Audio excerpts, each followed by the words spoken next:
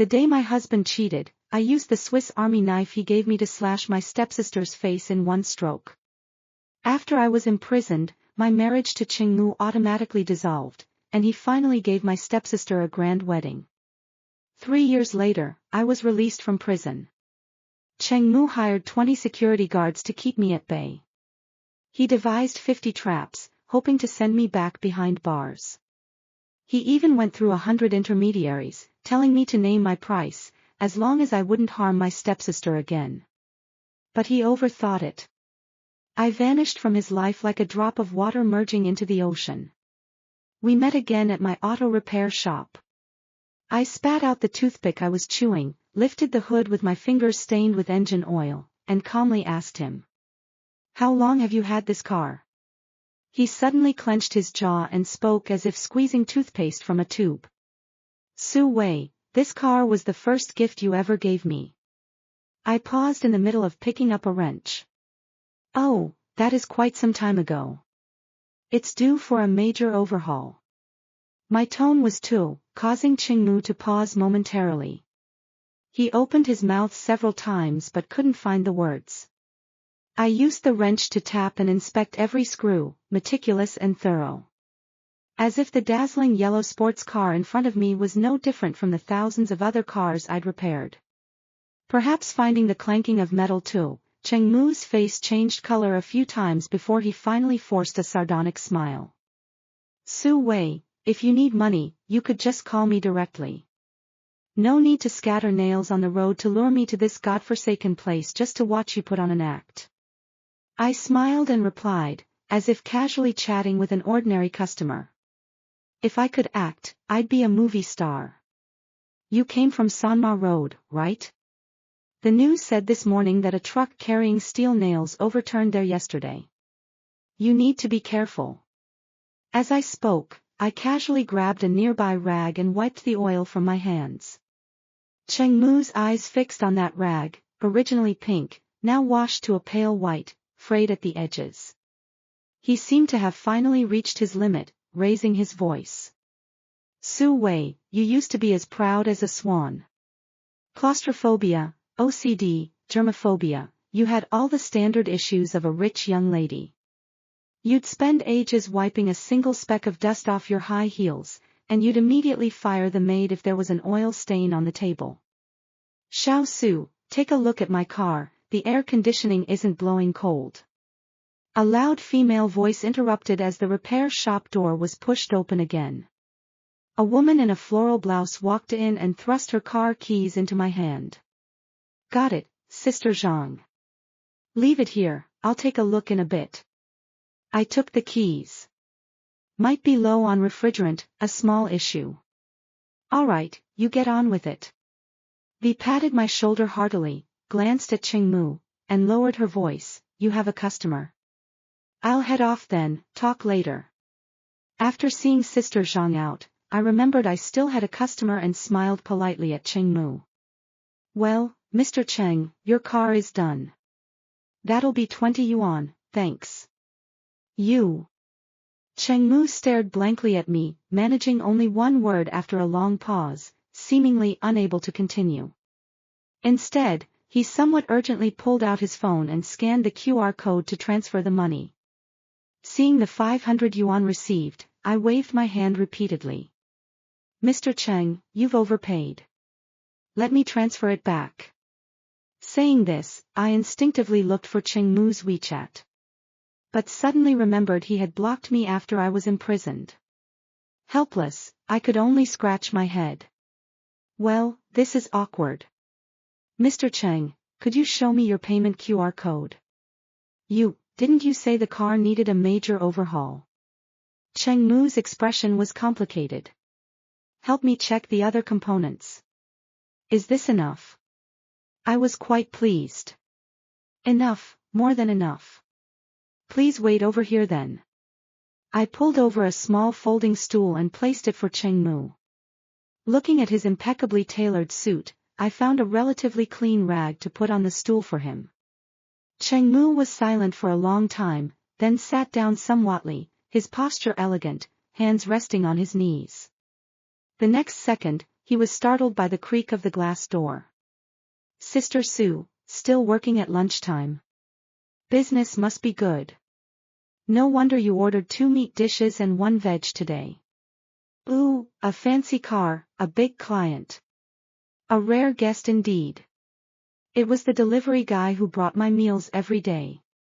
I grinned and joked with him for a bit, taking the meal combo he handed over.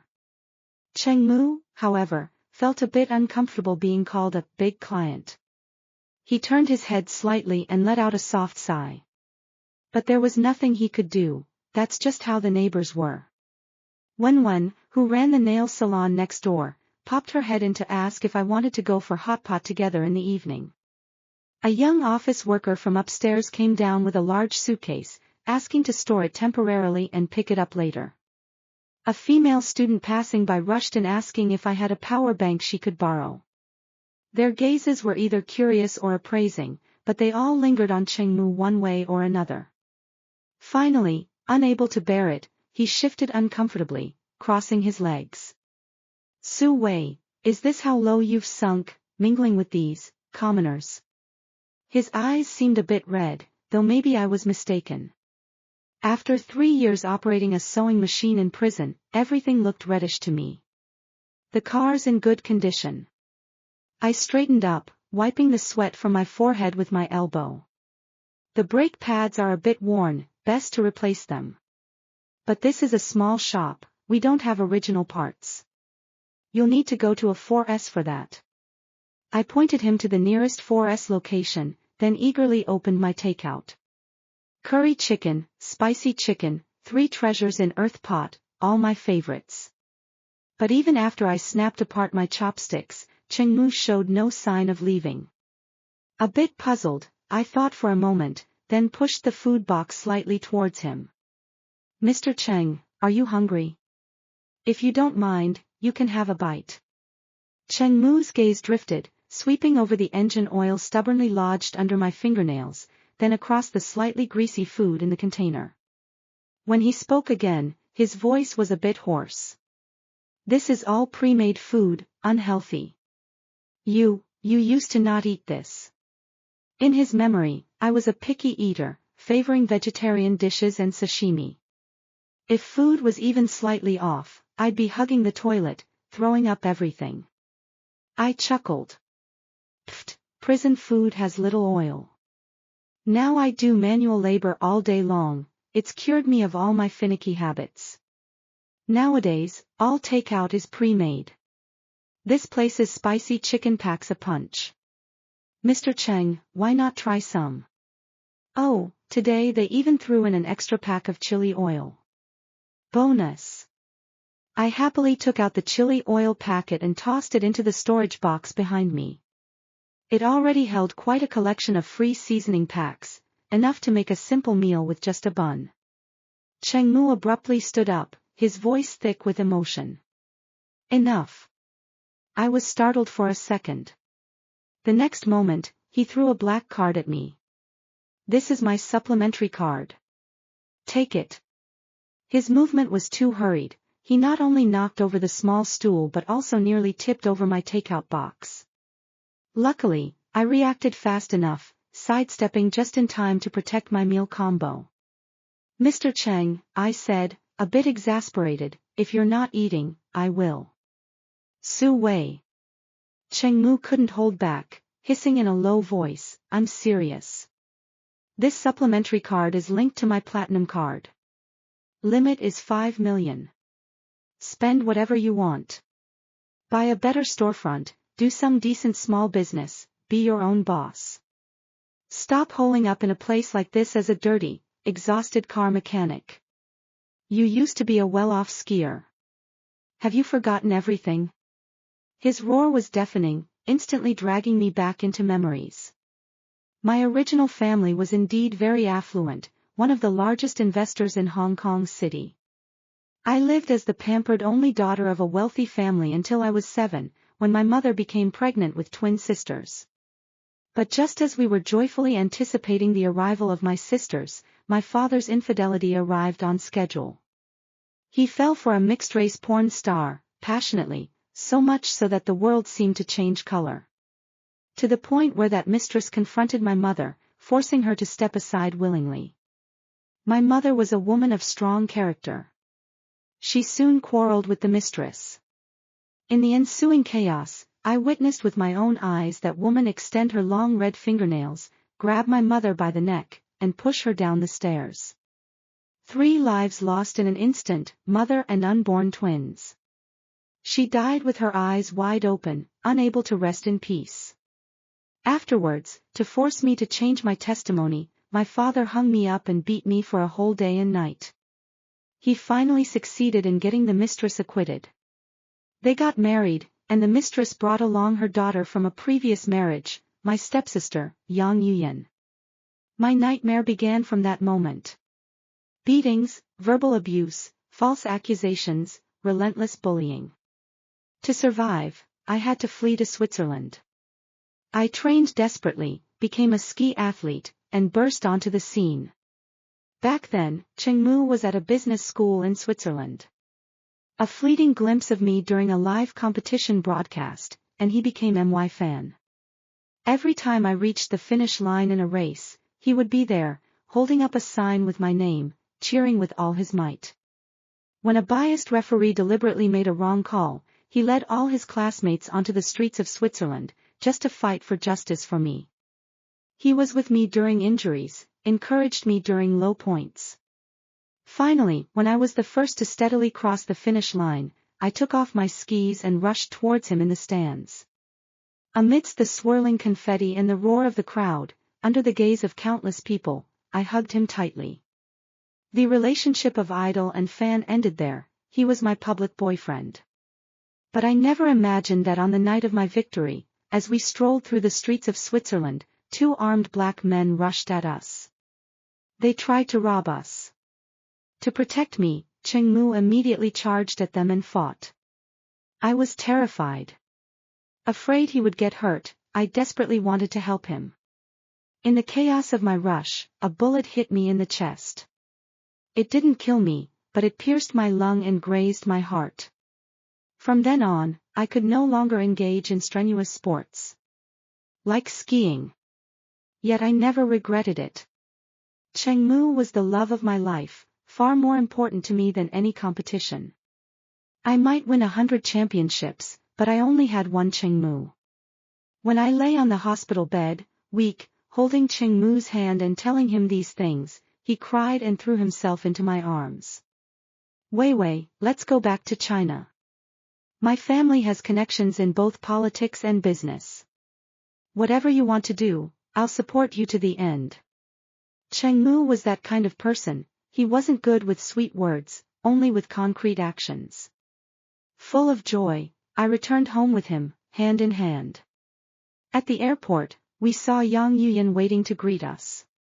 When she saw the young master of the Cheng family standing beside me, her pupils dilated with shock, but she quickly flashed a brilliant smile. I remembered her scheming mother. When she stood beside my father, her smile had the exact same curve. And this ominous premonition soon became reality. I don't know when it started, but Cheng Mu began mentioning Yang Yuyan frequently.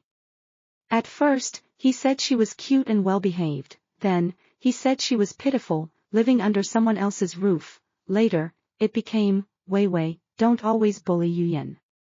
I had wanted to talk things through with Cheng Mu, but it happened to be the anniversary of my mother and sister's deaths, so I had to attend to the memorial services first. But when I returned home after visiting the grave, I witnessed a scene I'll never forget. Cheng Mu and Yang Yuyan, that pair of adulterers, were lying naked on the pristine white sheets, tightly intertwined.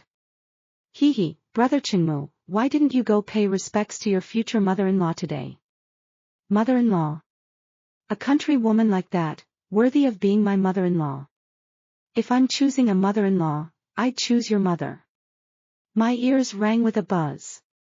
I completely lost my mind, rushed into the room like a madwoman, and struck with the knife. The blade sliced across Yang Yuyan's delicate face. Her screams, I still remember them, truly satisfying. Afterwards, the judge, considering I was a victim of infidelity, wanted to give me a lenient sentence with probation. But Cheng Mu hired the best legal team, even resorting to bribing witnesses to give false testimony, finally securing me a 3-year prison sentence. Time flies. It's been 7 years since my release. I exhaled a mouthful of stale air and calmly observed Cheng Mu before me. Money is wonderful, it left no trace on this handsome man's face. Yet it had given me cracked hands, hair chopped short to the ears for convenience, and that would never be clean. I gently pushed the supplementary card back. No need, Mr. Cheng. I'm living a good life now. Enough to eat and wear. I don't steal, don't rob. I earn my living with my own hands. I'm just a person. No great wealth, but no great disasters either. But Cheng Mu stubbornly kept his hand extended. Consider this, my compensation to you. Take the money, let go of your resentment. Then we'll owe each other nothing. I glanced at him, somewhat surprised. The proud young Master Cheng had actually learned to compensate others. He used to never bow his head. Even less need for that. I saved you because you were my boyfriend then. Me getting jailed for intentional injury was only right and proper. Between us, no one owes anyone. Cheng Mu clenched his fists, his eyes fixed intently on me. As if repeatedly confirming that the person standing before him was indeed Su Wei herself. Finally, he slowly lowered his head, a glint of moisture seemingly at the corner of his eyes. Su Wei, you feel so to me. I looked at the clock on the wall. Haven't seen each other for many years, so it's a bit strange. Back then. I lost control for a moment. He paused, his voice a bit choked. All these years, I've kept thinking, if you hadn't acted impulsively and committed that crime, out of guilt, I would have married you and treated you twice as well. I was silent for a long time, letting the ticking of the clock stretch infinitely in the quiet. Everyone has their own destiny. I pulled a lollipop from my pocket, unwrapped it, and put it in my mouth. Don't regret what you've done, and don't look back. You. Cheng Mu was left speechless by my simple words. After a long while, he said angrily. You haven't changed one bit, still as stubborn as a mule. I nodded readily. The neighbors all say I have a tenacious streak. Wei. Cheng Mu clenched his fists, hesitated for a long time, and suddenly called me by my nickname. I was momentarily dazed, the tone he used for those 2 words was exactly as before. Seeing me lost in thought, he softened his voice. If you're unwilling to accept my compensation, I could act as a mediator between you and your father. You don't know yet, do you? Your father has terminal pancreatic cancer. Incurable. He doesn't have long left. If you seek his forgiveness now, you could still get a share of the inheritance, more than enough to last you a lifetime. Really? I was quite pleased. He's finally getting his comeuppance. Repeatedly sidetracked by me, Cheng Mu lost patience. He abruptly grabbed my arm, trying to pull me into his car. Su Wei, how long will you keep up this act? Just look at yourself. What have you become? Renting a small, dark, cramped room, doing this dirty, exhausting repair work. Eating made with gutter oil, getting excited over a 30-cent seasoning packet. You think this image of yours is cool, unique, impressive. You're just a mechanic. The lowest of the low.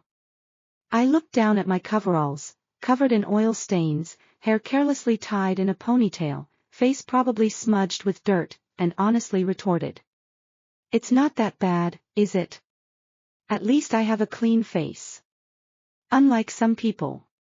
Cheng Mu jumped as if stung, his face flushing bright red as he leaped up. Yu Yan had surgery. It's completely. Although there are scars, makeup can cover them. Meanwhile, you reek of motor oil, your hands are as rough as sandpaper. What man could stand being with you? Getting emotional, as if frustrated with my failure to live up to expectations, he started wildly hitting me with his Hermes bag. Just then, the glass door creaked and was pushed open again.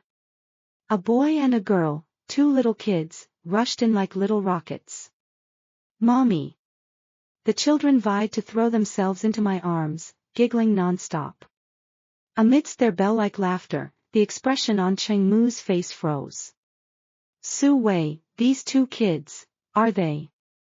He stared wide-eyed at the children's faces, as if searching for any feature unlike mine. "Did you adopt them from somewhere?"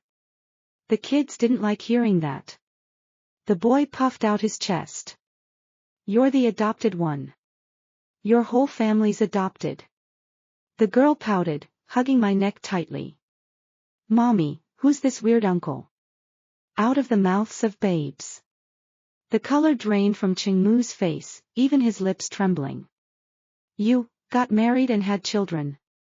I smiled in acknowledgement, casually tucking a stray wisp of hair behind my daughter's ear. "Yes, twins. The twin gene from my mother, passed down to me. The children's father is not someone from your circles." I was brief, then pulled the two children, who were clinging to me and acting cute, closer. "Be good, say hello to Uncle. Uncle is someone Mommy used to know." "Hello, Uncle." Though a bit reluctant, the kids obediently and sweetly greeted Cheng Mu. Cheng Mu instinctively felt for his pockets, probably wanting to give some kind of first meeting gift. But realized his perfectly tailored suit didn't even have a pocket. Not knowing how to interact with children, he could only stand there dumbly watching them vie for my attention. "Mommy, I learned to fold my own quilt today. Teacher praised me. I helped teacher clean the blackboard. I'm better than sister. Mommy, what's for dinner tonight?" "Skewers. Daddy promised to take us for skewers." I amiably agreed to everything, the fine lines at the corners of my eyes smoothing out with their laughter. Cheng Mu lowered his eyes, his long lashes casting shadows, as if this family happiness stung his eyes. "Su Wei," he took a deep breath, "you used to have nervous prostration, you hated noise the most. Remember? To spare you, I once promised never to have children in our home." The kids were competing to stuff leftover candies from their lunch into my mouth. My cheeks bulging, I looked up blankly, thinking for a moment. Was there such a thing? I don't really remember. My husband and I both love kids. If it weren't for me finding pregnancy so hard, he'd want a third one. As I spoke, I happily kissed each child on the cheek. Cheng Mu's body swayed slightly. He wanted to say more but was interrupted by a phone call.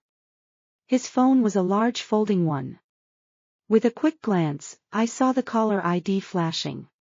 "Darling wife." Through the phone came Yang Yuyan's urgent voice, seemingly complaining about something. Cheng Mu's brow furrowed slightly, a hint of impatience in his tone. All right, I'm coming back now." "A grown woman, how can you not handle this? Look at others, managing family and kids all at once." He said he was going home, but his feet didn't move. It was I who smiled and urged him. "Mr. Cheng, it looks like rain soon. You'd better head home. And remember to replace those brake pads on the sports car as soon as possible." Cheng Mu grunted softly in acknowledgement, gave me another deep look, and finally walked quickly to his car. I breathed a sigh of relief and was about to send the kids to the back room to play with blocks, when I discovered Cheng Mu had quietly left that supplementary card on the counter. I scratched my head, troubled. No choice. After work that day, I took the card to the police station. "Officer, a customer named Cheng Mu left this card in my shop. Could you help return it to him? After all, I don't have his contact info." Coming out of the police station, a light rain began to fall. Not heavy, but with my lung issues, I couldn't risk catching a chill. I called my husband to come pick me up. Just as I hung up, a car drove straight up and stopped in front of me. The wheels splashed muddy water all over me. But that car seemed intent on bothering me. It turned and blocked my path again. The window rolled down. It was Yang Yuyan. 10 years had passed, and she had changed a lot. She wore large sunglasses covering most of her face, revealing a pointed chin and skin so pale it was almost translucent. Clearly a well-protected, pampered young lady. Making my dirty, greasy work clothes look even worse by comparison. Long time no see, sister. Long time no see. You're here to pick up Mr. Cheng's card. The police are waiting inside. But she ignored that, taking off her sunglasses to reveal a smile laced with venom. Tisk, no wonder you're so desperate for men and money. Hostile intent radiating, I took a step back to avoid conflict. What are you talking about? I don't understand. If your ears don't get it, your brain should. The venom and anger in her eyes were now unconcealed. So desperate you'd set a trap to seduce your ex. Su Wei, you're despicable. I sighed. I chat with every customer, not just Mr. Cheng. Yang Yuyan sneered. And then send every customer home to fight with their wives, right? Su Wei, don't think I don't know your game. Aren't you just relying on that little bit of lingering affection Cheng Mu has for you, deliberately putting on this pitiful, miserable act to evoke his sympathy and guilt, then get material compensation from him? Returning the card, playing hard to get, it shows you're not satisfied with material compensation, you want more. You're quite ambitious, Su Wei. As she spoke, she contemptuously looked over my clothes, my worn-out sneakers, and unceremoniously spat on the ground near my feet. Take a piss and look at yourself. A middle-aged woman as rough as a man. You really think fixing a car will let you climb the social ladder? Pa! You're dreaming, wishful thinking. Cheng Mu had said similar things. These two were quite in sync. Seems Yang Yuyan had spent years studying such dirty tricks to please Cheng Mu. While I was lost in thought, Yang Yuyan, mistaking my silence for defeat, grew more brazen, her voice shrill. My mother just had to crook her finger, and your mother lost her life and her daughter. I just have to shed a few tears, and Cheng Mu will bribe witnesses for me, send you to prison, saddle you with a criminal record for life. Not just you. You have 2 little brats too, right? They'll also never escape being children of a convict. And that stupid biological father of yours, as stupid as you, completely fooled by us mother and son. Know how he got cancer? Can't do without my mother's years of careful care. Bang! A loud noise. I rushed to the car door. Grabbed Yang Yuyan by the collar and slammed her neck hard against the window frame. Yang Yuyan, don't mess with me. I'm telling you, I disfigured you once, I can do it again. Having lived a life of ease for years, she was no match for me at all. Soon, she was choking, rolling her eyes, her hands feebly slapping the car door. Yet the corners of her mouth curled into a triumphant smile. I immediately understood something and let go, but was already surrounded by police. Help! This woman seduced my husband. I came to confront her, and she tried to strangle me. I cursed inwardly. This was the trap she'd set for me. Same old trick, trying to send me back to jail, just like 10 years ago. I crossed my arms, watching impassively as she tearfully recounted her tale to the police, looking so pitiful anyone would feel sorry for her. Soon, the police station door burst open. Cheng Mu rushed in frantically. As soon as he entered, he embraced Yang Yuyan protectively, apologizing repeatedly. I'm sorry, Yuyan. I shouldn't have argued with you when I got home. But meeting Su Wei again, seeing her so down and out, made me feel like we were too aggressive back then. Yang Yuyan snuggled into his arms considerately, like a frightened little bird, sobbing softly. Don't feel guilty, honey. I didn't expect her to be just as impulsive after being in jail. A leopard can't change its spots. I couldn't help glancing at the clock again. From my home to this police station, it's about a half-hour drive. My husband should be arriving soon too. Su Wei, you've really disappointed me. Suddenly, Chengmu looked up, his gaze coldly fixed on me. The pang of sadness and guilt he'd felt in the shop seeing My state was clearly gone. He even seemed vaguely relieved and light-hearted. Yeah. Harming an honest, decent woman carries moral pressure. But if you can prove she's been from the start, then discarding her like worn-out shoes is only natural. As if to vent his feelings, Chengmu began vividly recounting my criminal history. He said I'd bullied the Yang Yuyan since childhood, treating her legally wed mother like a mistress to be beaten. He said I'd caused my mother's death and framed my stepmother. He said how unfilial I was, knowing my father had high hopes for me, yet stubbornly going to Switzerland to ski.